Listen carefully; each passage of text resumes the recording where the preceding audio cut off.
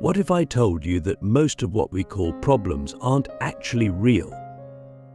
That the crushing weight you feel when life spirals out of control, your stress, your anxiety, your fear of the future, might be the product of a misunderstanding so deep, so embedded in the way we think, that we don't even see it? What if life isn't against you, and it never was? That's what Alan Watts believed. And once you hear what he had to say, it might just flip your entire experience of reality upside down. Let's start with this. When life feels overwhelming, when everything is too much, when you feel like you're drowning in responsibilities, expectations, and fears, you're not actually being crushed by the world. You're being crushed by your thinking about the world. That's the first brutal truth.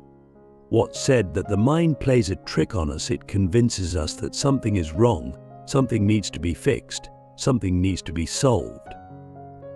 But what if that's just the ego's way of trying to control the uncontrollable? What if the very idea of a problem is a story we tell ourselves to resist what is?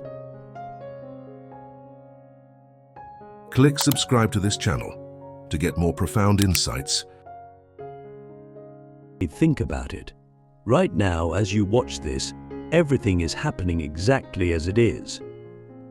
The sounds, the thoughts in your head, the feeling of your body in space.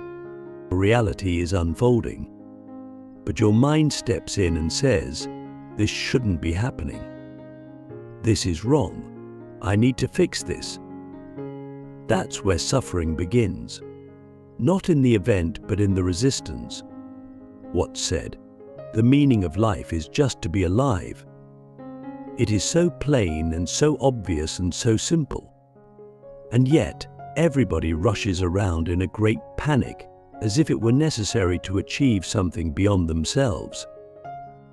So here's the mind-blowing part. Problems don't actually exist in nature. The only situations, only events. The idea of a problem is something we impose on reality. Let's go deeper. Imagine a cat sitting in the sun. Now imagine if that cat started worrying about its purpose, its career, its past mistakes, or whether it was doing life right. We would call that absurd. But that's exactly what we do as humans. Watts would say we've been hypnotized by the illusion of separateness, thinking of ourselves as isolated egos trapped in bags of skin, trying to control a universe that we are secretly one with. And that illusion creates pressure. It creates fear. It creates the sense that life is something we must manage rather than something we are part of. So now ask yourself this. What if there's nothing wrong with your life even right now, in the middle of the mess? What if the chaos, the uncertainty, the lack of direction, that's all part of the dance?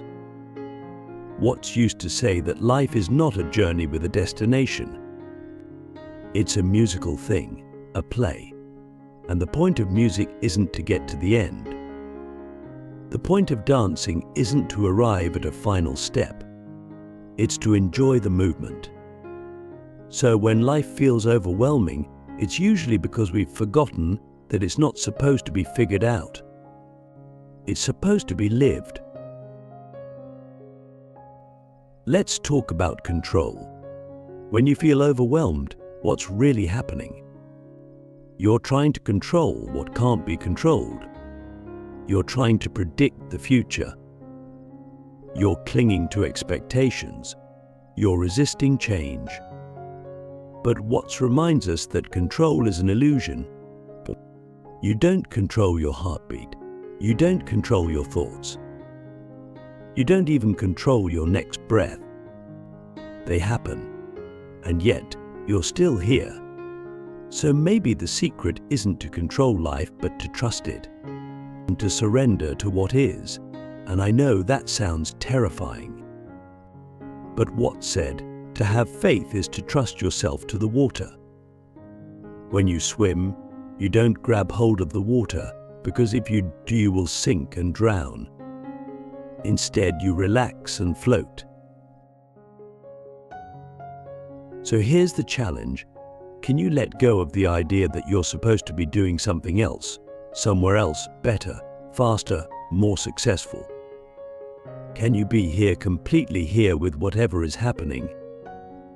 That's what Watts meant when he said that problems don't exist. They only appear when we split ourselves from the present moment and create an inner conflict between what is and what should be. That conflict, that gap, is where anxiety lives. But if you drop the should, if you drop the story, what's left? Just life, just this moment, just being. Now, I want you to reflect on something deep. Something Watts would whisper to us if he were here. What if everything is already okay? Not because it's easy, not because it's perfect, but because it's real. Because it's you alive, conscious, aware. What if the very act of trying to escape your current experience is what's keeping you trapped? Watts challenged us to stop trying to fix ourselves and start realizing that we were never broken to begin with. That's not passivity. That's freedom. That's the beginning of peace. Let's flip the script. What if the overwhelming feeling you're experiencing isn't a problem, but a signal? A message from your deeper self that something needs to be felt, not fixed. What if your anxiety is intelligence, your body's way of saying, slow down, come home, gay? What if your sadness is sacred, not something to be numbed or solved, but something to be honored? Alan Watts didn't believe in escaping the human experience. He believed in going into it fully, radically, without resistance. Because when you stop fighting your life stops fighting you.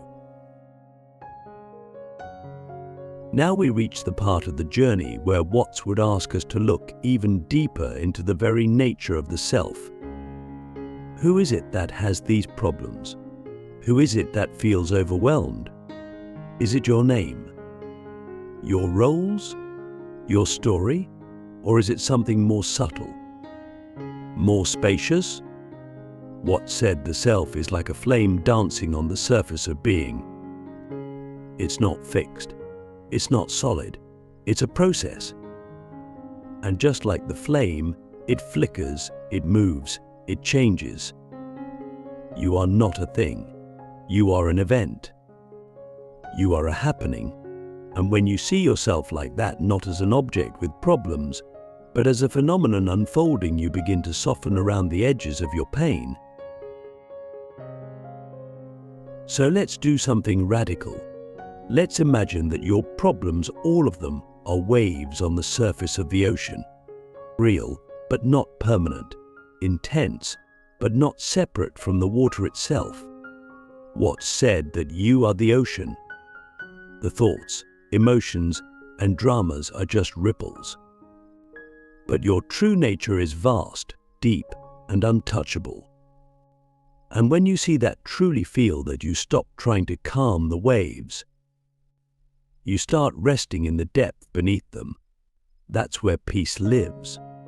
Not on the surface, but in the surrender. Now, here's a question that might change your entire perception. What if you've never had a single problem in your life, only situations, only experiences, only moments? What if the only problem was the belief that something was wrong? That belief that thought is like a lens. It colors everything, but it's just a thought. And like every thought, it can be seen. It can be questioned. It can be dropped. So I invite you right now to try something. Take a deep breath. Let go of the idea that anything needs to be different. Just for a moment. Let go of the storyline. Let go of the past. Let go of the future. Just be here. Feel the weight of your body, the rhythm of your breath, the movement of life through you. That's not nothing. That's everything. That's reality without commentary. That's what's called the real you. And if that sounds disorienting, good. That's the point. Watts didn't want to give you answers. He wanted to dissolve the questions. He wanted to shake you loose from the trance of identity. He wanted you to wake up not to a better version of life, but to life itself. So, the next time life feels overwhelming, remember this: the overwhelm isn't coming from life. It's coming from the resistance to life. It's coming from the belief that you're separate from it, that you have to fix it, that you're behind, broken, or not enough. But you're not behind, you're not broken, you're not late. You're here, and here is all there ever is. If the first part of this journey called us to question the nature of problems, then this next part asks us to question something even more fundamental: the self that thinks it has those problems. But Alan Watts didn't just want to pacify your anxiety, he wanted to dissolve the illusion that creates it. He argued that the root of our suffering is not the world, not even our thoughts about the world, but the idea that we are a separate, isolated self moving through a chaotic universe. This self is always trying to hold it together, to make sense of things, to be good enough, smart enough, spiritual enough, successful enough. But what if that self is just a convenient fiction? What if it's not who you are at all, but just a mask, what the ancient Greeks called a persona, that you've mistaken for your true identity? Watts compared the ego to a hallucination, a mirage created by language and social conditioning. From childhood, we are taught to identify with a name, a body, a role. You are John, you are a student, you are a failure, you are a success. But none of those labels are the core of what you are. They are descriptions of temporary arrangements. Watts said, "You are not a stranger in this world. You are not something that came into it. You came out of it, like a wave from the ocean. You are not a stranger here, and that changes everything. If you are not an isolated self, but an expression of the whole universe, then life is not happening to you, it's happening through you. And if that's true, then problems dissolve into patterns, and struggle becomes dance." Imagine the sheer relief of realizing you don't have to hold everything together, but that you don't have to fix yourself, because the one trying to do the fixing is itself part of the illusion. Watts encouraged us to see that the very effort of self-improvement is often a trap, but not because growing is wrong, but because when it's driven by the belief that something is fundamentally wrong with you, it becomes a loop.